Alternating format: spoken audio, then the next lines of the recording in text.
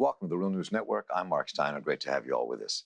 Trump is stepping up his campaign against Iran once again, announcing that he will end waivers that allowed 8 countries to continue importing Iranian oil.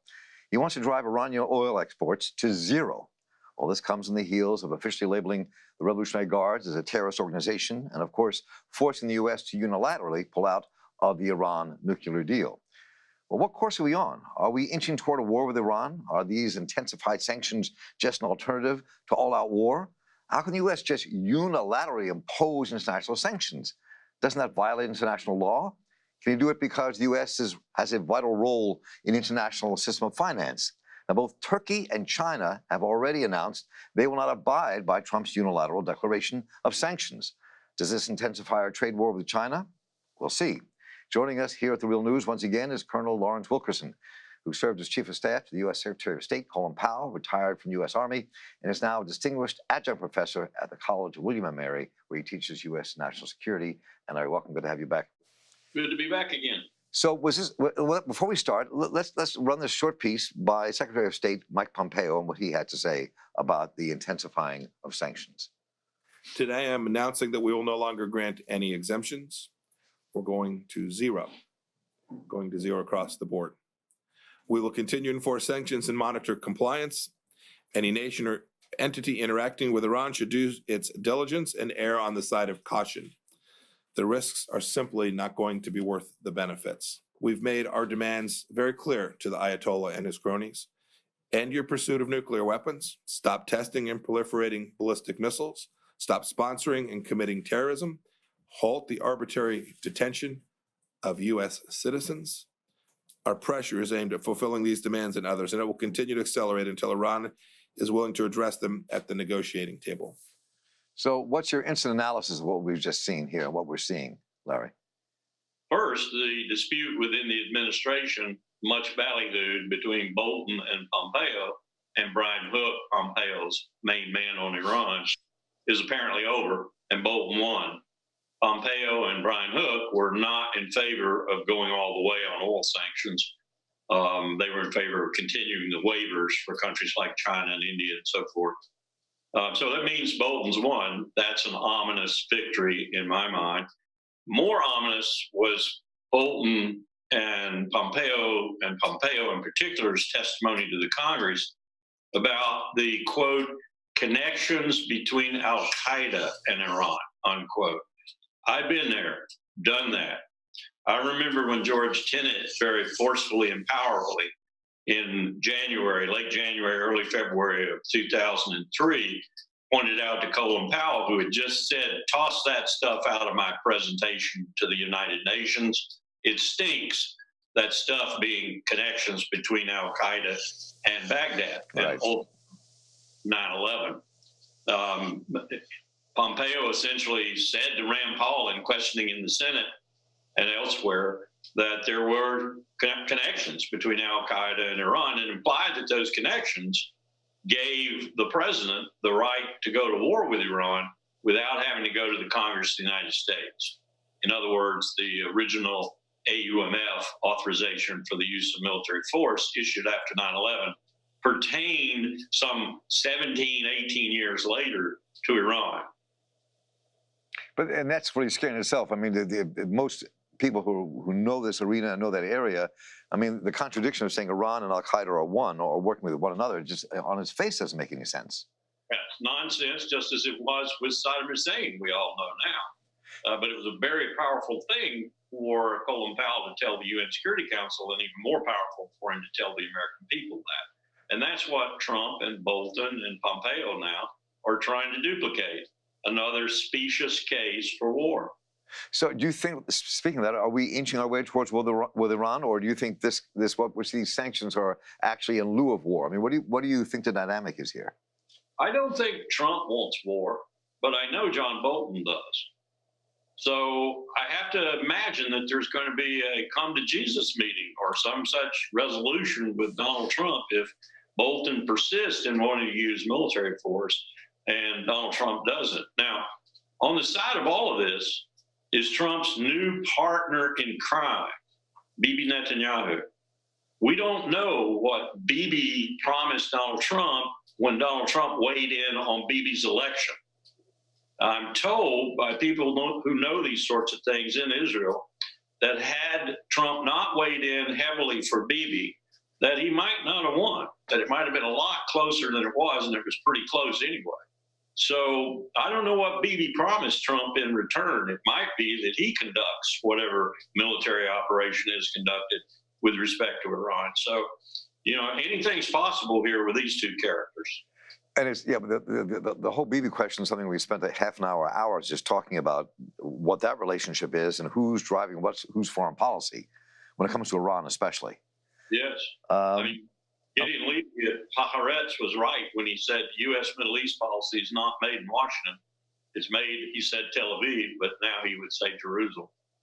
So let me ask you this other question. So how can the United States just unilaterally impose international sanctions? I thought that's something the Security Council had to do, and people are writing this as a violation of international law. So from your perch, when you were the Secretary of State and now, how does that play into all this? I think it plays very dangerously. We are becoming, through our manipulation of the SWIFT system and other means in the world for financial transactions, a pariah in the world, very much despised and even hated in the world, and increasingly by our own friends and allies like Germany, France, Britain, and so forth. This manipulation of this system that we largely set up for tracking terrorist monies and so forth has been turned into a very sophisticated weapon. It's economic warfare in anybody's book. And the only reason we're getting away from it, you just hinted at. We're getting away with it because we are the most powerful country in the world, economically, financially, and militarily. That's not always going to be the case. And I suspect there are going to be some people like China, like Russia, like India, like other countries in the world finally get tired of this and start reciprocating and building other systems to go around ours. Well, this stepping up the sanctions against Iran and saying nobody can buy any oil from Iran at all, zeroing them out. China and Turkey have already said we're not abiding by this. You can't tell us how to run our economy and what we're doing. India is caught between a rock and a hard place. They don't want to go with this. No, 10% of their crude comes from Iran. But they're in a tough bind, given who finances them as well. So, how's this going to play out? This could lead to greater trade wars between China and the U.S. How do you see this all kind of tumbling out, both in terms of Iran and our relationship with those other nations? I think we're going to see other nations objecting in ways that we can't really calculate right now. And by that, I mean, we're going to have everything from the Chinese attempting to use other means of exchange than the dollar, to the Chinese and the Russians perhaps working together to build an entirely separate and functional financial network that will eventually supplant that of the United States. So this has enormous potential for backfiring, just like all the enemies we're creating in the world right now and the allies that we're distancing ourselves from. These are not positive moves by the United States. If I were on Mars looking down at the United States right now, and I were some wise Martian statesman, and I was trying to figure out what the United States, the current hegemon of the world, was trying to do, I would think we were trying to commit suicide.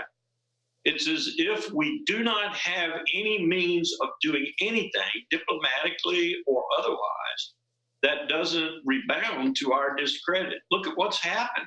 We just lost badly in Syria, and we lost to a triumvirate of Syria under Bashar al-Assad, Russia, and Iran.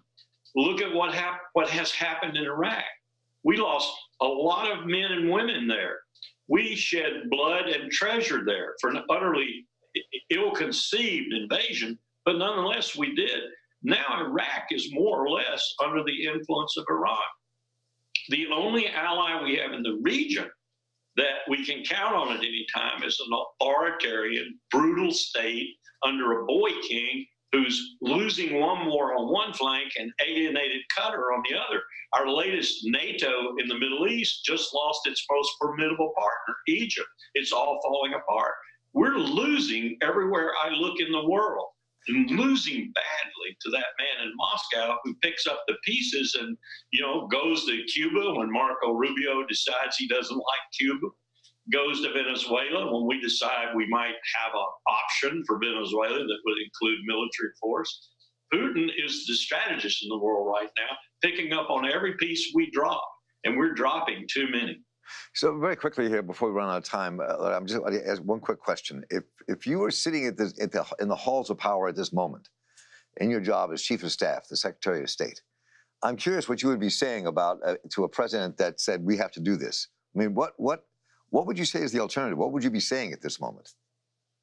Which one do you want to pick? Kim